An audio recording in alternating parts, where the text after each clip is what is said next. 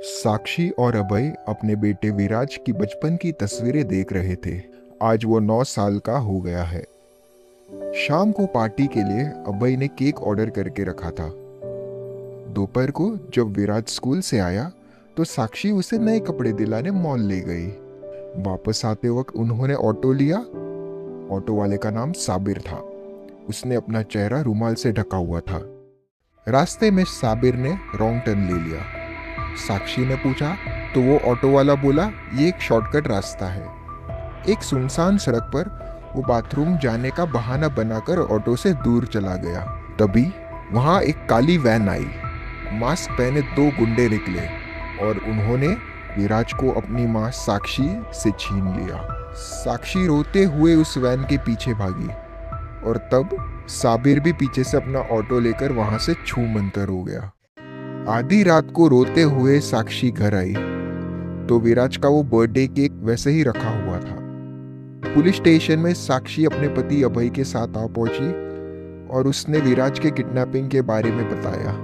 साक्षी को उस नए ऑटो वाले पे शक हुआ था क्योंकि उस ऑटो पर कोई नंबर प्लेट नहीं थी। इंस्पेक्टर ने उसी रात से इन्वेस्टिगेशन शुरू की और ऑटो वालों पर सिविल ड्रेस में नजर रखने लगे। उधर कैलाश 2 अनजान लोगों को देखकर अपने दोस्त साबिर से पूछा, क्या किडनैपिंग उसके नए ऑटो से की गई है? साबिर ने हाँ कहा और कैलाश ने देखा कि मासूम विराज को बंद कमरे में कैद किया हुआ था। कैलाश डर गया था। साबिर ने धमकी दी थी कि अगर उसने मुंह खोला तो वो उसकी पत्नी को मार देगा। बाहर जाते वक्त कैलाश कांप रहा था। तब इंस्पेक्टर को उस पर शक हुआ और कैलाश ने सब सच बता दिया। अंधेरे में कैलाश ने साबिर का खौफनाक प्लान सुना था। वो विराज को कोलकाता वाले डीलर को बेचकर उस मासूम से रास्ते पर भीख मंगवाना चाहता था। इंस्पेक्टर ने कैलाश को एक जीपीएस ट्रैकर दिया था जिसे कैलाश ने चुपके से विराज की जेब में डाल दिया। सुबह एक खंडर में वो कोलकाता वाला डीलर विराज के सौदे के बदले साबिर को पैसे का बैग दे रहा था।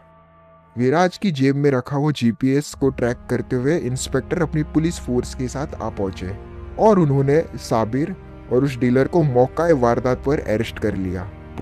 पुलिस ने उन दोनों गुंडों को भी गिरफ्तार कर लिया जिसने विराज का अपहरण किया था। साक्षी और अभय को देखते ही विराज उनके गले लग गया। इंस्पेक्टर ने बताया कि ये सब कैलाश की हिम्मत की वजह से हुआ है और अभय ने उसका शुक्रिया अदा किया। टीवी पर न्यूज़ आई, साबिर की गैंग और उस कोलकाता वाले डीलर को चाइल्ड ट्रैफिकिंग के जुर्म में अरेस्ट किया गया है। पर कहानी यहाँ खत्म नहीं होती। पुलिस के जाने के बाद मासूम दिखने वाला कैलाश वहीं अकेला खड़ा था। जब पुलिस और डीलर को पकड़ने में बिजी थे तब चुपके से कैलाश ने पैसे का बैग अंधेरे में छुपा दिया था।